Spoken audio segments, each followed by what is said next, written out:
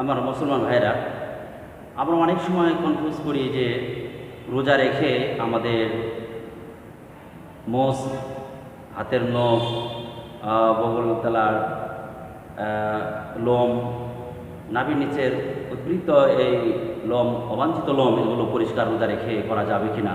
আমরা অনেক সময় কনফিউজ করি, অনেক সময় এই বিষয় নিয়ে আমরা বুঝতে পারি না এটা কি জায়েজ কি জায়েজ না। আসলে আগে আমাদেরকে জানতে হবে রোজার সংখ্যাটা কী, রোজার সংজ্ঞা কী, এটা যদি জানতে পারি তাহলে আমাদের এটা একদম ক্লিয়ার হয়ে যাবে। ফিকার কিতাবের মধ্যে আসছে, কুদুরের মধ্যেও দেখলাম রোজা হচ্ছে আসসাওমু ওয়াল ইমসাক, আসসাওমু ওয়াল ইমসাক আনিল আকলি ওয়াশ শুরবি ওয়াল জিমা নাহারান মা'আ নিয়্যাহ। অর্থ হচ্ছে রোজা সংজ্ঞা হচ্ছে আল ইমসাক আনিল আকলি ওয়া শুরব, পানাহার থেকে বিরত থাকা, ওয়াল জিমা এবং স্ত্রী সহবাস করা থেকে, নাহার দিনের ভাগে, অর্থাৎ মিন তুলুইল ফাজরি ইলা গুরুবি শামস, সুবে সাদেক থেকে সূর্য অস্ত যাওয়া পর্যন্ত,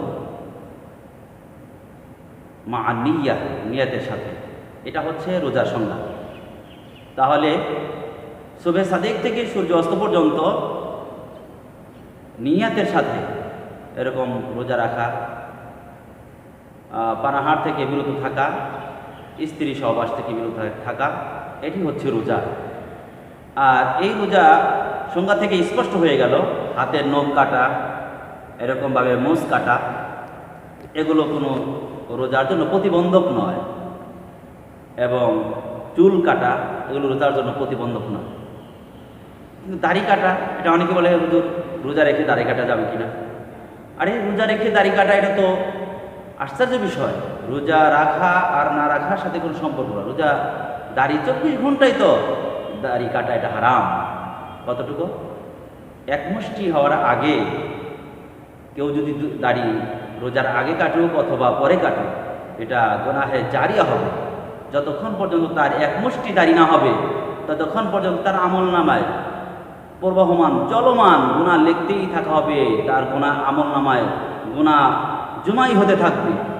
এজন্য রোজা রেখে, অনেকে রোজা রেখে দাড়ি কাটে না, কিন্তু রোজা শেষ হয়ে গেলে ঈদের রাত্রিতে গিয়ে দাড়ি কাটে।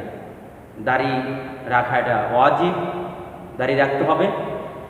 তবে দাড়ি রমজান মাসে হোক অথবা রমজান মাসের বাহিরে হোক, দাড়ি কাটা এটা সর্ব অবস্থায় হারাম। এজন্য আমরা দাড়ি কাটবো না। দাড়ি না কাটা এটা তাকওয়ার একটা অংশ।